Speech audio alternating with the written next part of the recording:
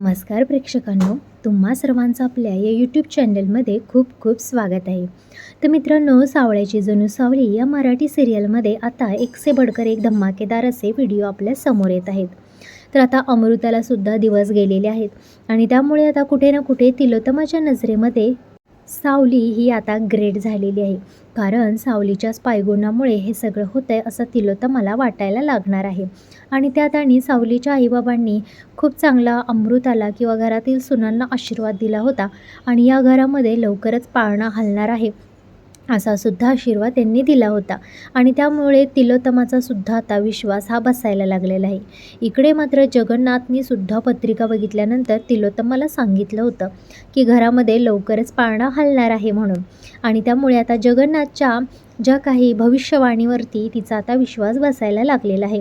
त्यामुळे ती एके दिवशी आता सावलीकडे जाते आणि सावली किचनमध्ये काम करत असताना ती सावलीला बोलण्याचा प्रयत्न करत असते.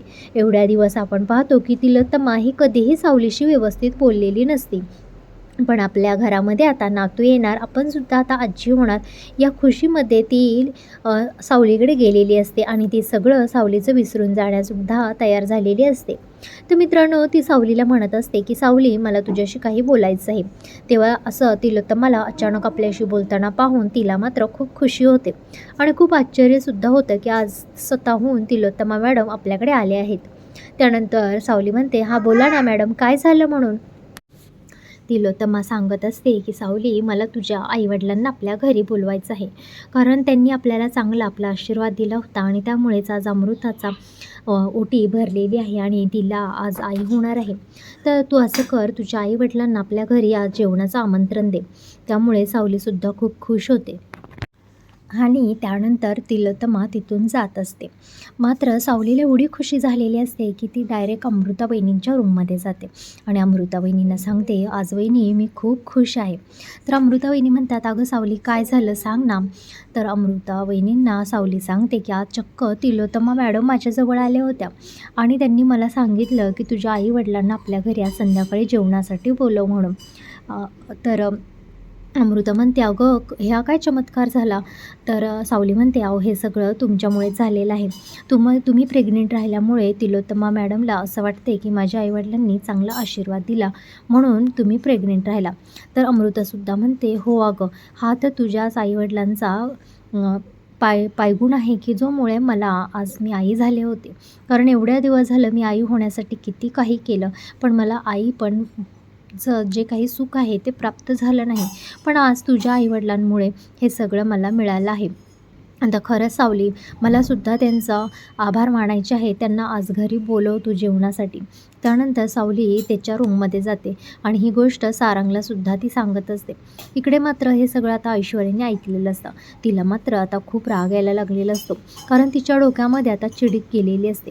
कारण तिला आता असं वाटत असते की आता सावली ही तिलोत्तमाच्या हळूहळू जवळ जाताना तिला दिसत आहे. कारण की आता ती सावलीच्या आईवडिलांना आता मान-सन्मान देत आहे. त्यानंतर रात्री सावलीचे आईवडील घरी येतात. तिलोत्तमा त्यांचा आदर सत्कार करते, त्यांचा मानसन्मान करते, त्यांनाही साडी चोळी देत असते आणि ती पण एकदम चांगल्या क्वालिटीची.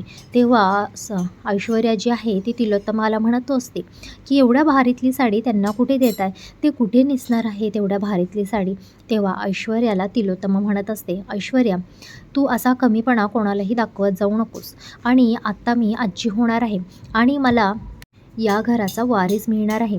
त्यामुळे याच्यापेक्षा खुशीची माझ्यासाठी कोणतीही गोष्ट नाही आणि हे सगळं त्या दोघांमुळेच आपल्या घरामध्ये येणार आहे. त्यामुळे मी त्यांच्यासाठी कोणताही हलगर्जीपणा मला करायचा नाही. त्यामुळे ऐश्वर्या, तुला सांगितलं आहे तेवढंच तू कर.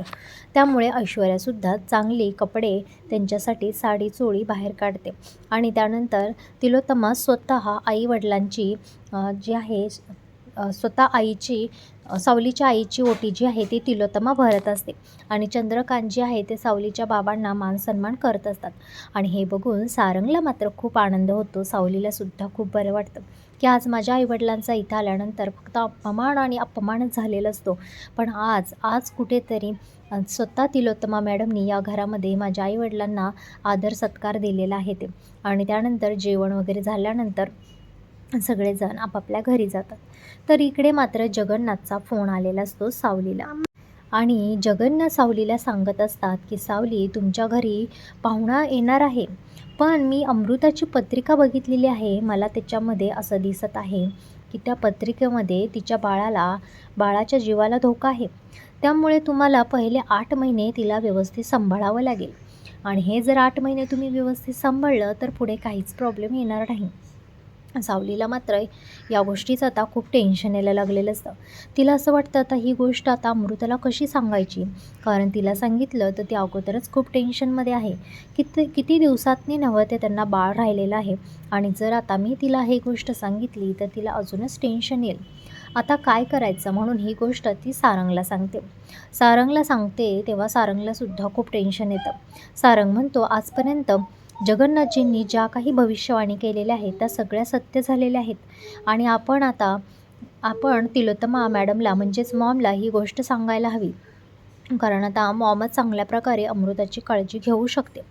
त्यामुळे ते दोघेसुद्धा मॉमला भेटण्यासाठी जात असतात आणि मॉमला सावली सांगत असते की जगन्नाथजींनी अमृताची पत्रिका पाहिलेली आहे आणि सावली त्यांना सांगत असते की जगन्नाथजींनी अमृताची पत्रिका बघितली आहे. तेव्हा तिलोत्तमा म्हणते, हां मग सगळं तर ओके असेल ना पत्रिकेमध्ये? तेव्हा सारंग म्हणतो, नाही आई, पत्रिकेमध्ये बाळाच्या जीवाला धोका दाखवलेला आहे आणि तो आपल्याच माणसापासून आहे असं सांगितलं गेलेलं आहे. तेव्हा तिलोत्तमाला पण वाटतं की आपल्या माणसापासून म्हणजे कोण असेल आपला माणूस? तीसुद्धा विचारात पडते. तिला असं वाटतं की कदाचित जगन्नाथच असू शकतो. पण जगन्नाथ असेल तर तो कशाला आपल्याला सांगेल ना की जीवाला धोका आहे म्हणून. माझा दुसरा असा दुश्मन कोणीच नाही. दुसरी म्हणजे ती भैरवी, ती तर असू शकत नाही ना, पण ती या घरात येण्याचा काही संबंधच नाही. तर कोण असेल हा दुसरा? तारा तर असं काही करू शकत नाही, ऐश्वर्या पण असं काही करू शकत नाही. मग तिला कळत नाही की कोणामुळे आपल्या बाळाच्या किंवा आपल्या वंशाच्या जीवाला धोका आहे ते, आणि तीसुद्धा त्या विचारात पडत असते. पण सारंग तिला सांगतो, आई, काही झालं तरी आपल्याला अमृता वहिनींची चांगली काळजी घ्यावी लागेल. तर त्यामुळे आता अमृतासुद्धा